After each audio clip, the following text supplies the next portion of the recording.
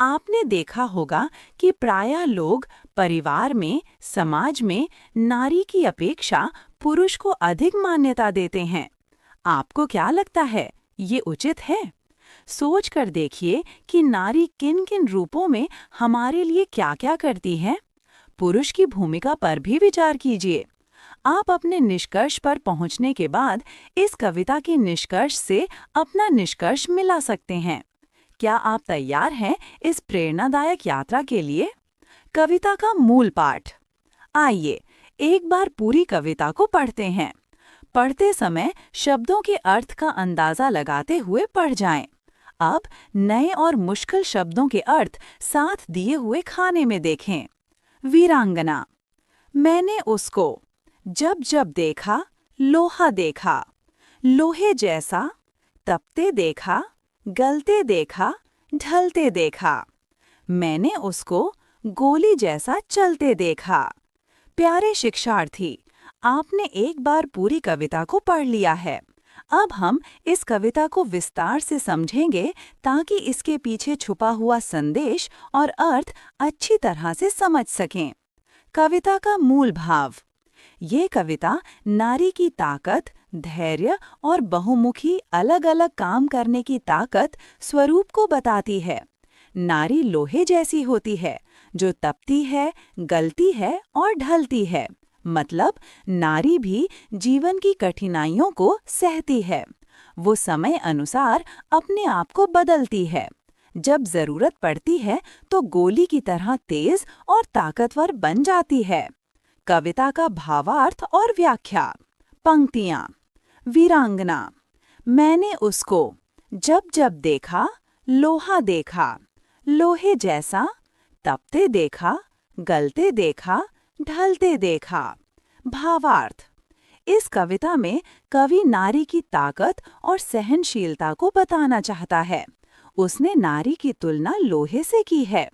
जब वो नारी को देखता है तो वो लोहे जैसी मजबूत लगती है। लोहा जब बहुत गर्म होता है तो तपता है, गलता है और फिर अपना रूप बदल लेता है। वैसे ही नारी भी मुश्किल हालात में दर्द सहती है, लेकिन टूटती नहीं।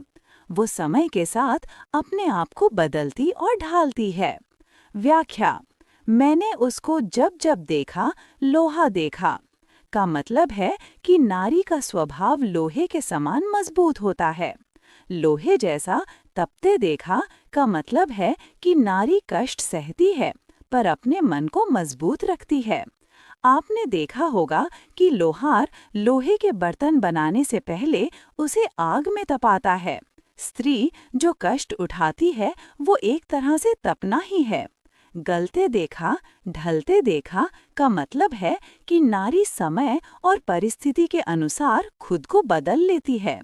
जिस प्रकार लोहे को पिघलाकर अलग आग रूप में ढाला जाता है, स्त्री भी जीवन में ऐसे ही बेटी, बहन, पत्नी, माँ जैसे भूमिकाओं में ढलती है।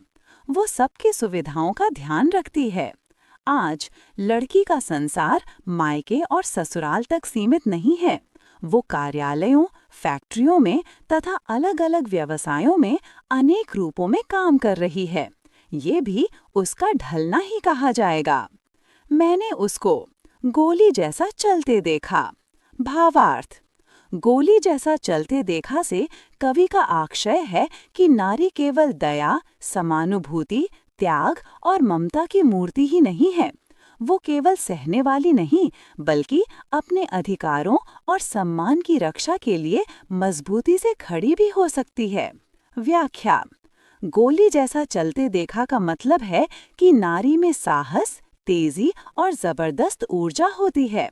कविता के इस भाग से पता चलता है कि नारी अपने अधिकारों की रक्षा के लिए भी उतनी ही साहसी हो जाती है जितनी एक योद्धा। ये कविता हमें वीरांगनाओं की याद दिलाती है। जैसे लक्ष्मीबाई तपीं, जरूरत के अनुसार ढलीं, लेकिन जब जरूरत पड़ी तो युद्ध क्षेत्र में भी कूद पड़ीं। कविता की भाषा का सौंदर्य। ये कविता अपनी भाषा की सरलता के बावजूद गहरी और प्रभावशाली है। कवि ने कम शब्दों में नारी के मजबूत और बहुमुखी स्वरूप को बड़ी खूबसूरती से प्रस्तुत किया है।